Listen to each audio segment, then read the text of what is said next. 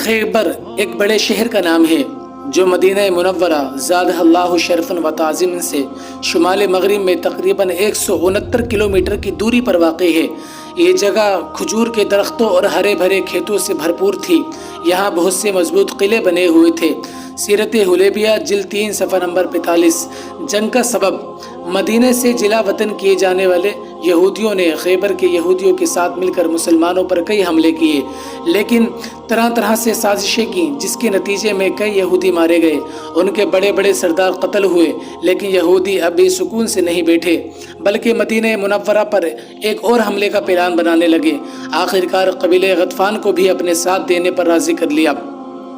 غطفان عرب کا ایک بہت ہی طاقتور اور جنگجو قبیلہ تھا، لہٰذا ان دونوں کے ملنے سے زبردست فوج تیار ہو گئی۔ مسلمانوں کی پیش قدمی پیارے آقا کریم صلی اللہ تعالی علیہ وسلم 1600 صحابہ اکرام کی فوج لے کر خیبر کی طرف روانہ ہوئے اور غطفان و یہود کے درمیان وادی رجیع میں قیام فرمایا تاکہ قبیلے غطفان والے یہودیوں کی مدد کو نہ پہنچ سکیں۔ یہودیوں کی جنگ کی تیاری: یہودیوں کے پاس تقریباً 20,000 فوج تھی۔ خیبر کے قلعوں میں سب سے مضبوط قلعہ قاموس تھا۔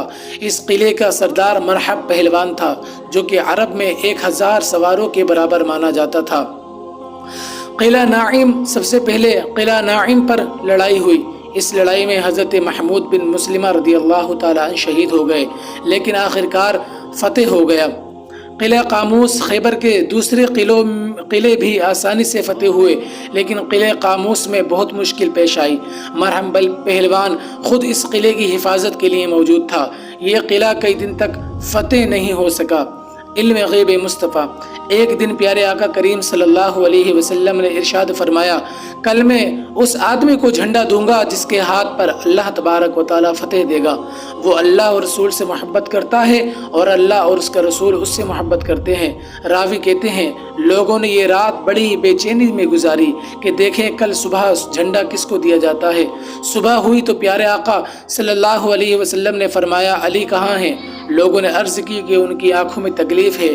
نبی اکرم صلی اللہ علیہ وسلم نے انہیں بلوایا اور ان کی آنکھوں میں اپنا لعاب دہن لگا کر دعا فرمائی تو فوراً ہی انہیں ایسی شفا مل گئی گویا کہ کوئی تکلیف تھی ہی نہیں۔ پیارے آقا کریم صلی اللہ علیہ وسلم نے اپنے دست مبارک سے انہیں جھنڈا عطا فرمایا اور قلعے کی طرف روانہ فرمایا۔